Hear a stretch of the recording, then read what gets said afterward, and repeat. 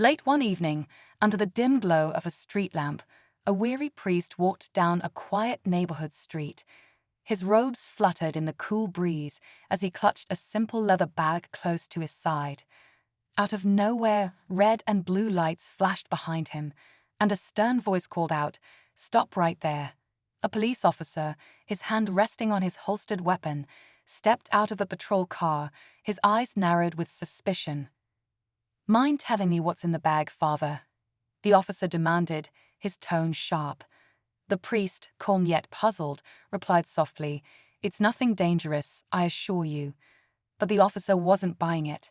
His gut told him something wasn't right. What will a man of faith be carrying this late at night? The priest's hesitant pause only deepened the tension. And then, just as the officer reached for the bag, the truth spilled out, leaving him utterly speechless. The priest hesitated for a moment, his fingers tightening around the bag as if it held something deeply personal. The officer's gaze hardened, his patience thinning. "Sir, I'm going to need you to hand that over. We've had reports of suspicious activity in the area." The officer pressed, his voice firm but steady. The priest sighed, his shoulders sinking under the weight of the moment. "I understand your concern, officer," he began, his voice calm but layered with emotion. "But this bag, it holds something important, something I was tasked with delivering tonight." The officer raised an eyebrow, his curiosity piqued. "Delivering to who? And why all the secrecy?" he asked, stepping closer. The priest glanced down at the bag, then back at the officer. "To someone in need," he replied cryptically. But before he could explain further, a sudden noise from the shadows nearby froze them both in their tracks. The officer instinctively turned toward the sound, his hand hovering near his radio.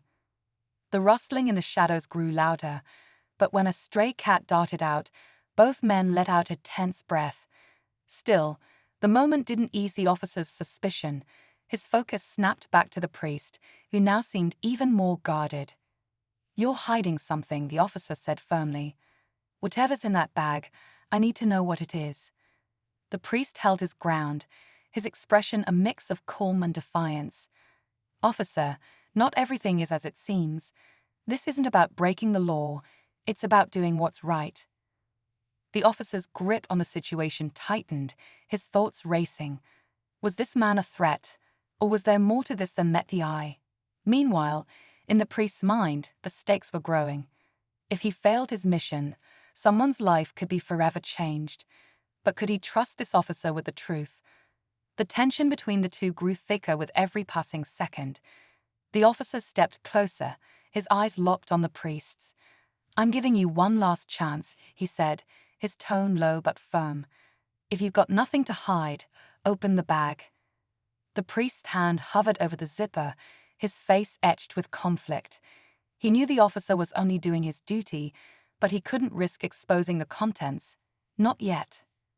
Suddenly, a voice crackled through the officer's radio. "Possible break-in reported on Elm Street. Any units available?" The officer hesitated, his instincts torn between the call and the mysterious man standing in front of him. The priest seized the moment. "Officer," he said, his voice urgent but steady, "if you'll just trust me for a little longer, I promise you'll understand everything." The officer's jaw tightened as he studied the priest's expression.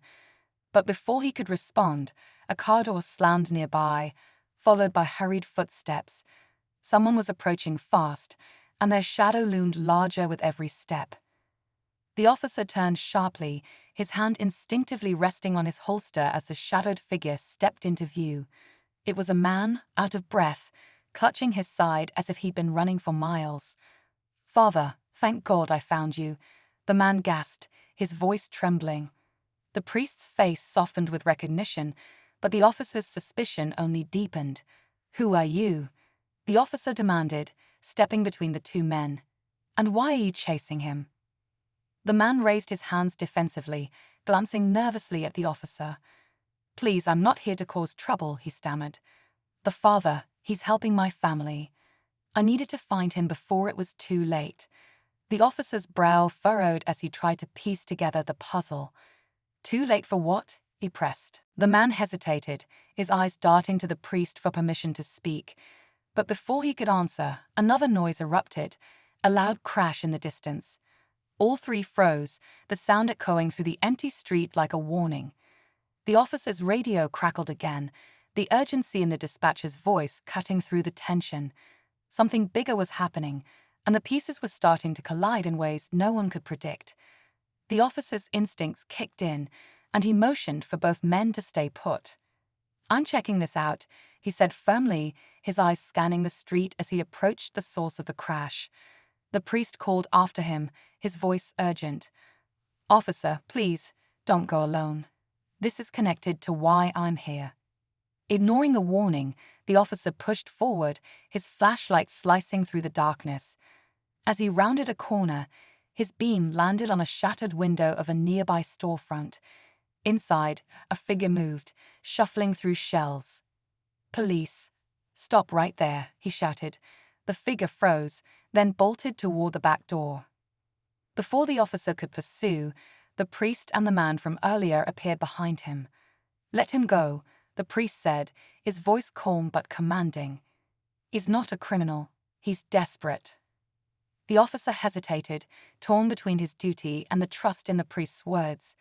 Reluctantly, he lowered his weapon as the figure disappeared into the night. The man beside the priest finally spoke, his voice trembling. "That was my brother. He's trying to find medicine for my son. He doesn't have much time." The priest unzipped the bag, revealing vials of life-saving medication. "I promised to deliver these tonight," he said softly.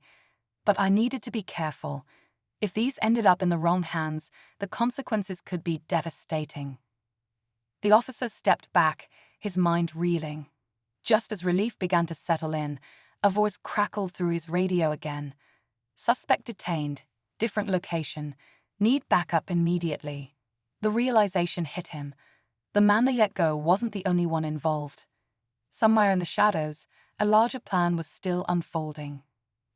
The officer's heart raced as he processed the radio call, but the priest placed a steady hand on his shoulder. "Go," he urged. "You've done your part here. The real threat is still out there." The officer nodded, his respect for the priest growing as he turned to head back to his patrol car. The priest handed the bag of medication to the man, who'd clutched it like a lifeline. "Go to your son," the priest said gently. "I'll handle the rest." The man nodded, tears welling in his eyes as he disappeared into the night. As the officer drove off toward the new scene, he couldn't shake what had just happened. He'd almost let doubt blind him to the truth. Sometimes, he realized, trust and understanding are as important as vigilance. Meanwhile, the priest stood alone under the street lamp, his gaze fixed on the horizon. Tonight's mission was complete, but his work was far from over.